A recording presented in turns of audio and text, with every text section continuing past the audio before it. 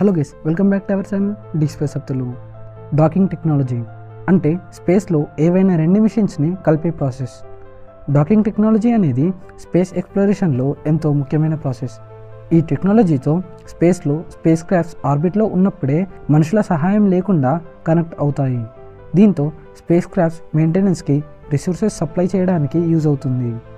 అలాంటి టెక్నాలజీని ఇప్పుడు మన ఇస్రో సాధించింది. అసలు డాకింగ్ టెక్నాలజీ అంటే ఏంటి, అది అంత ఇంపార్టెంట్ ఎందుకు, మన ఇస్రో ఈ టెక్నాలజీతో ఫ్యూచర్లో ఏం చేయబోతుంది, ఇలాంటి మరిన్ని ఇంట్రెస్టింగ్ విషయాలు ఈ వీడియోలో చూద్దాం. సో ఈ వీడియోని ఎక్కడ స్కిప్ చేయకుండా ఎండ్ వరకు చూడండి. Let's start the video. ముందుగా డాకింగ్ టెక్నాలజీ అంటే స్పేస్లో స్పేస్ క్రాఫ్ట్స్ ఆర్బిట్లో ఉన్నప్పుడు రెండు స్పేస్ క్రాఫ్ట్స్ ఒకదానికొకటి కనెక్ట్ అవ్వడాన్నే డాకింగ్ అని అంటారు. ఇలా కనెక్ట్ చేయడం ఎందుకంటే స్పేస్లో స్పేస్ క్రాఫ్ట్స్ ఎక్కువ రోజులు ఉంటే వాటికి ఏవైనా రిపేర్ రావచ్చు. ఎగ్జాంపుల్కి హబుల్ టెలిస్కోప్. హబుల్ని $5 బిలియన్ ఖర్చు పెట్టి స్పేస్లోకి లాంచ్ చేశారు. కానీ హబుల్ క్యాప్చర్ చేసిన ఫొటోస్లో ఒక ప్రాబ్లం వచ్చింది. హబుల్ టెలిస్కోప్లో ఉండే ఒక మిర్రర్ అనుకున్న దానికన్నా కొంచెం డిఫెక్టివ్గా ఉంది. దానివల్ల ఇమేజెస్ బ్లర్గా వచ్చాయి. తర్వాత ఆస్ట్రోనట్స్ వేరే స్పేస్ క్రాఫ్ట్లో హబుల్కి డాక్ అయ్యి ఆ ప్రాబ్లమ్ని ఫిక్స్ చేశారు. ఇలా స్పేస్ మిషన్స్లో ఏవైనా ప్రాబ్లం వస్తే డాకింగ్ ఎంతో క్రూషియల్ రోల్ని ప్లే చేస్తుంది. ఈ డాకింగ్ టెక్నాలజీని ఎక్కువగా స్పేస్లో ఇంటర్నేషనల్ స్పేస్ స్టేషన్లో వాడుతారు. ఐఎస్ఎస్ అనేది స్పేస్లో నిర్మించిన అతిపెద్ద ఆబ్జెక్ట్. ఇది దాదాపు ఒక క్రికెట్ స్టేడియం అంత పెద్దగా ఉంటుంది. మరి అంత పెద్దగా ఉండే ఐఎస్ఎస్ని ఒకేసారి లాంచ్ చేయరు. దీన్ని చిన్న చిన్న పార్ట్స్గా విడదీసి ఒక్కో పార్ట్ని లాంచ్ చేశారు. స్పేస్లోకి వెళ్ళాక ఈ అన్ని పార్ట్స్ని కలిపితే ఇప్పుడు మనం చూసే ఇంటర్నేషనల్ స్పేస్ స్టేషన్ తయారైంది.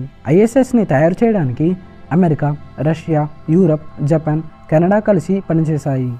ఐఎస్ఎస్ని మొత్తం కంప్లీట్ చేయడానికి 13 సంవత్సరాలు పట్టింది. ఐఎస్ఎస్ని 16 మాడ్యూల్స్గా 40 మిషన్స్లో లాంచ్ చేశారు. వాటిని డాకింగ్ ప్రాసెస్తో ఒక్క దగ్గరకు చేర్చారు.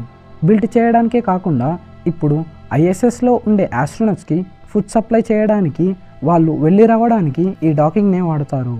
మీకు ఇప్పుడు స్పేస్లో డాకింగ్ ఎంత ఇంపార్టెంటో అర్థమయ్యే ఉంటుంది. ఇప్పుడు మన ఇండియా లాంచ్ చేసిన స్పేడెక్స్ గురించి చూద్దాం.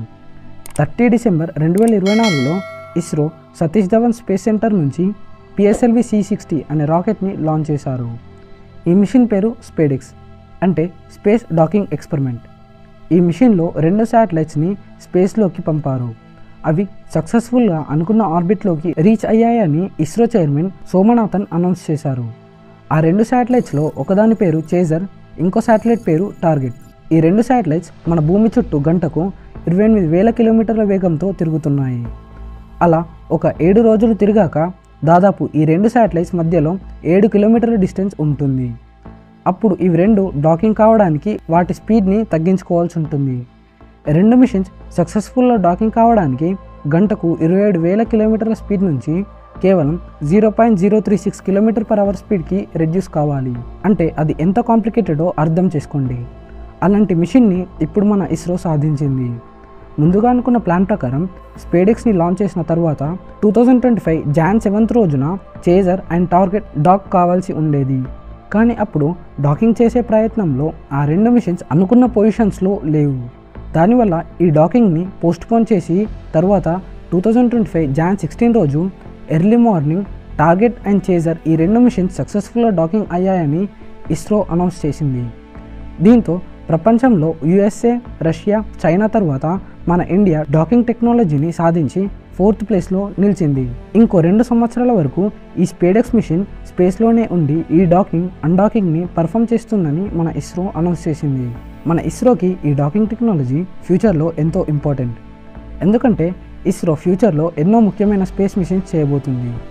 వాటిలో కొన్ని మేజర్వి ఇస్రో 2035 వరకు స్పేస్లో ఒక ఇండియన్ స్పేస్ స్టేషన్ని నిర్మించాలనుకుంటుంది. అంతేకాకుండా చంద్రయాన్ 4, గగన్యాన్ లాంటి ఎన్నో ముఖ్యమైన మిషన్స్ ఉన్నాయి. వాటన్నిటికీ ఎవరి హెల్ప్ లేకుండా ఇస్రో తన సొంతంగా చేయాలనుకుంటుంది.